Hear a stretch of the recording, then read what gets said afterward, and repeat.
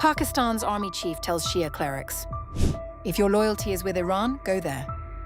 In a country of millions of Shias, in the middle of Ramadan, as their holy sites burn in a US-Israeli war. Saudi Arabia pulling one way, Iran pulling another, Washington pulling hardest of all. Pakistan is no longer pretending to be neutral. It's just running out of ways to hide which side it's on.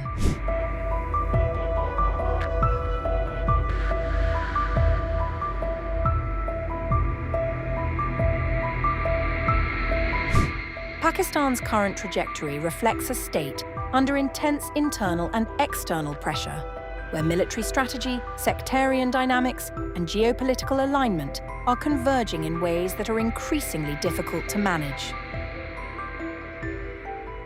At the center of this moment is Army Chief Field Marshal Asim Munir's reported meeting with Shia clerics in Rawalpindi.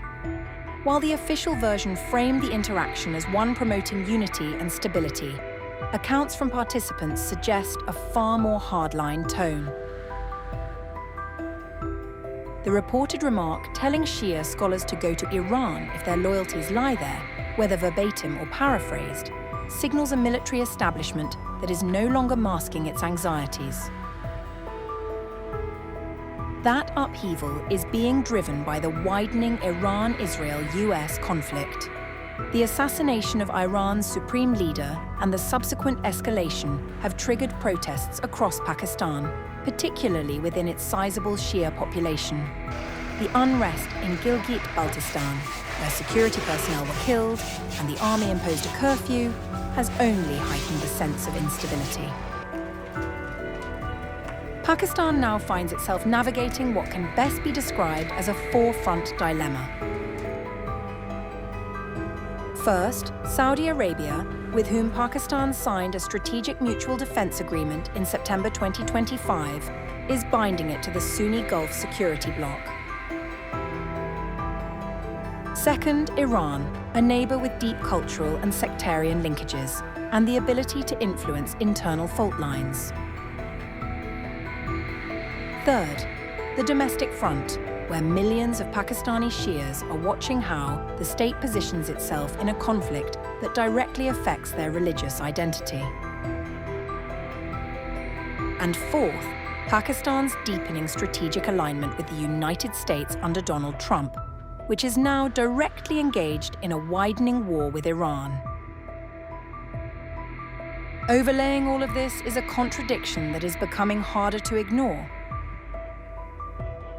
A state that has long projected itself as a guardian of the Muslim world is now simultaneously carrying out military operations inside Afghanistan, a fellow Muslim country, even during Ramadan, while also taking a hard line against sections of its own Shia population at home.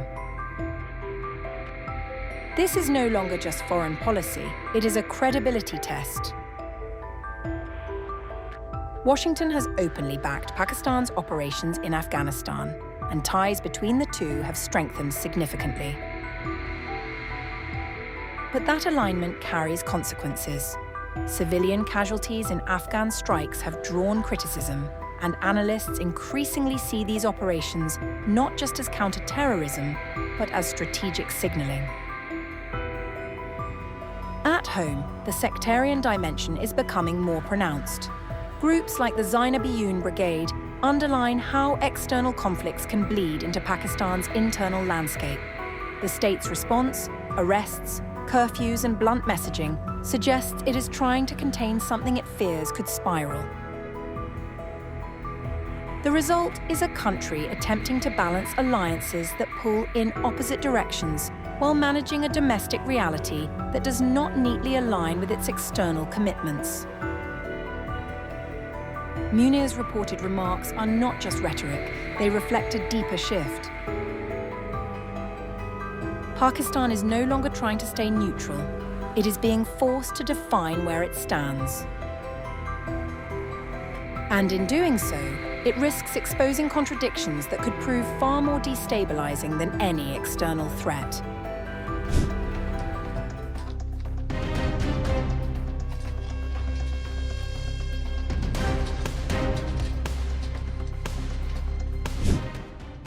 A hospital full of patients recovering from drug addiction, a Monday night airstrike, and at least 400 people dead. That is what Afghanistan says Pakistan did to Kabul on March 16th, in what is now the deadliest single strike of a conflict that has been building for weeks.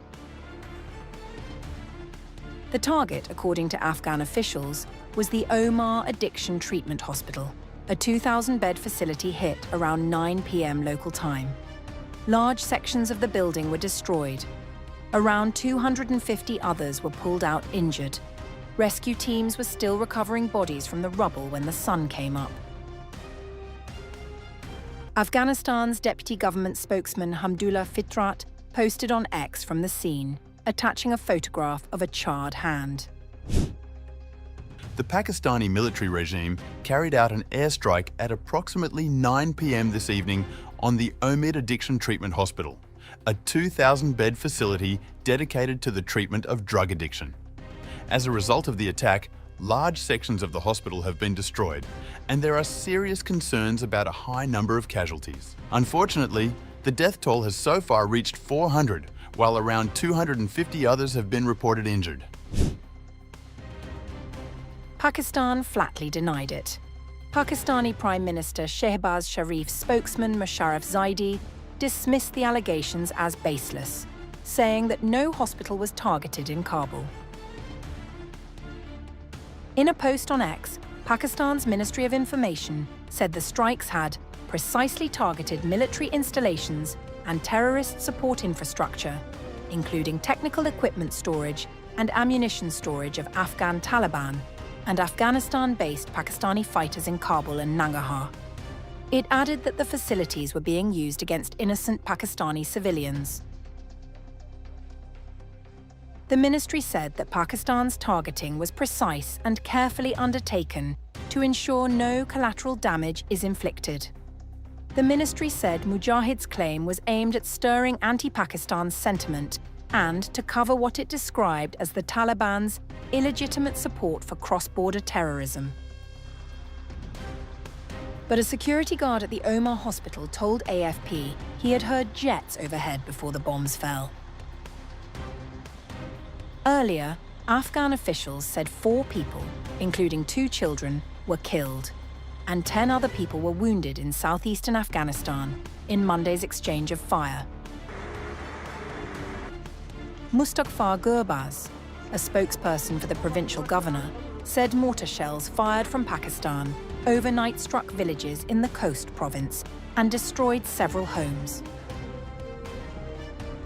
This is not where the conflict started. Fighting between the two countries erupted last month after Pakistan launched airstrikes inside Afghanistan, which Islamabad said were aimed at armed groups operating across the border.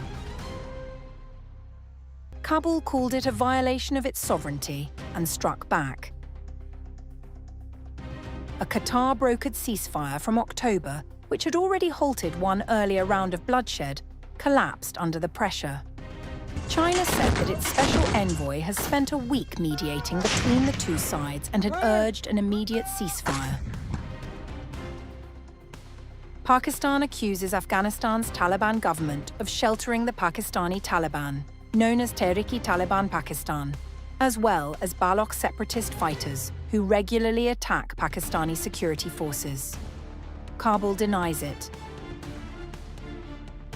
Afghan government spokesman Zabihullah Mujahid did not mince words. He posted a picture of the alleged victims of the attack and wrote, "These are the innocent civilians and the addicted ones, most of whom were martyred last night in a 1,000-bed hospital as a result of shelling by the Pakistani military circles." Both countries share a 2,600-kilometre border. One of them has nuclear weapons. And on March 17th, the bodies were still being counted. This comes at a time when just across the border, a much bigger war is being fought.